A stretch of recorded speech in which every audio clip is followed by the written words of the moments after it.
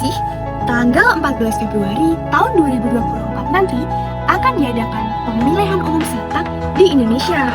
Maka, untuk merealisasikan asas pemilu yang jujur dan adil, perlu adanya cara kampanye yang tepat. Namun sayangnya, beberapa waktu lalu, banyak ditemukan kasus-kasus terkait kampanye hitam yang ada di Indonesia. Kayak gini nih contohnya. Ini nih yang salah dan harus segera dilaporkan jika teman-teman ada yang mengetahui praktik kampanye hitam tersebut di lingkungan teman-teman masing-masing. Karena kejujuran dalam berkampanye adalah hal yang sangat penting dan mempengaruhi untuk mendapatkan pemilu yang berkualitas di tahun 2024 nanti. Lalu, apa aja sih peran kita sebagai masyarakat Indonesia, khususnya pelajar dan mahasiswa, dalam berpartisipasi memberantas kampanye hitam yang ada di Indonesia? Langkah pertama yang harus kita lakukan adalah mengetahui unsur-unsur apa aja sih yang ada dalam praktek kampanye hitam tersebut, sehingga pemilih bisa mengetahui calon yang akan dipilih dan menggunakan hak suara mereka dengan hati nurani masing-masing. Kalian tahu nggak sih apa itu kampanye hitam?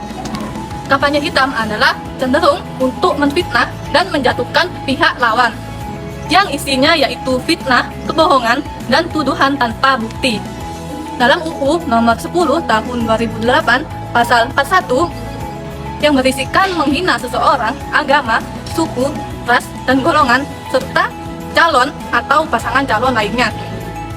Dan yang selanjutnya yaitu menghasut dan mengadu domba perseorangan dengan masyarakat. Kampanye hitam ini juga dapat merugikan kandidat lawan serta partai politik pihak yang dirugikan. Sedangkan si pelaku yang melakukan kampanye hitam tersebut, dia berharap partai politiknya mendapatkan suatu keuntungan dari kampanye hitam tersebut. Kampanye hitam ini juga biasanya mengait isu-isu tentang kehidupan pribadi calon, pihak, atau kejahatan lainnya yang mungkin dilakukan oleh pihak lawan. Seperti ibaratkan peribahasa mengeruh air berharap ikan muncul. Dan apa sih ciri-cirinya? Ciri-cirinya yaitu menyebarkan kejelekan atau keburukan dari seorang politikus dengan cara memunculkan cerita buruk di masa lalunya, menyebarkan cerita yang berhubungan dengan kasus hukum yang sedang berlangsung, atau menyebarkan cerita bohong dan fitnah yang lainnya.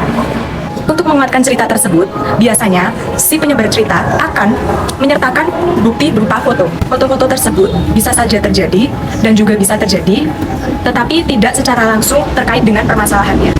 Namun, si penyebar foto berharap asumsi masyarakat akan terbentuk dari foto tersebut.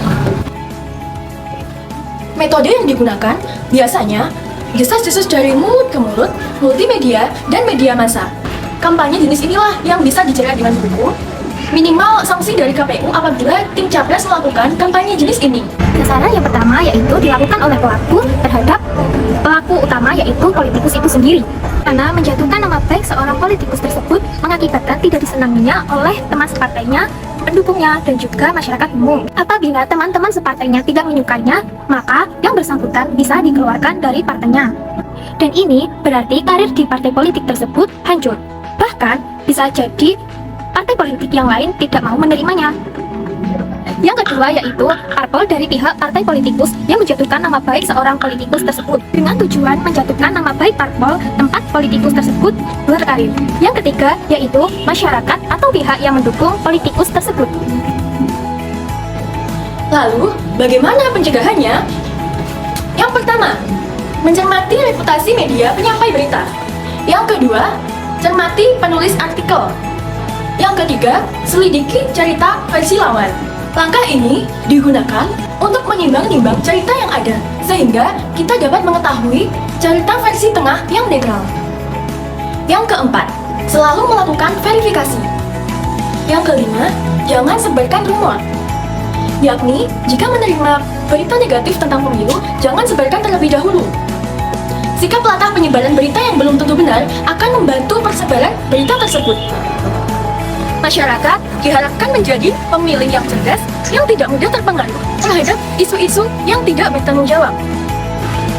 Kinerja yang dihasilkan bukan berdasarkan latar belakang dirinya, tetapi apa yang dilakukannya belum tentu berdasarkan data pengalaman yang nyata.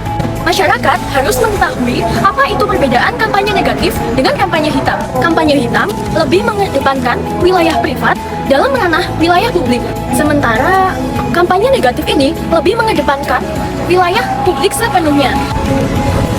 Dan apa sih sanksi yang diperoleh oleh orang yang terlibat dalam kampanye hitam? Yaitu dipidana penjara paling lama 2 tahun dan denda 24 juta. Dan apa sih sanksi yang kita peroleh jika kita membiarkan kampanye hitam itu terjadi?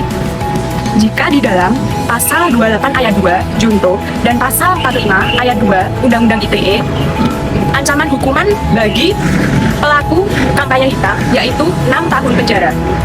Dan juga bagi orang yang melihat dan membiarkan kampanye hitam itu terjadi. Nah, itu tadi penjelasan terkait kampanye hitam dan unsur-unsur yang ada di dalamnya. Kita harap video ini mampu mengedukasi teman-teman pentingnya mengawasi lingkungan kita dari adanya praktik kampanye hitam.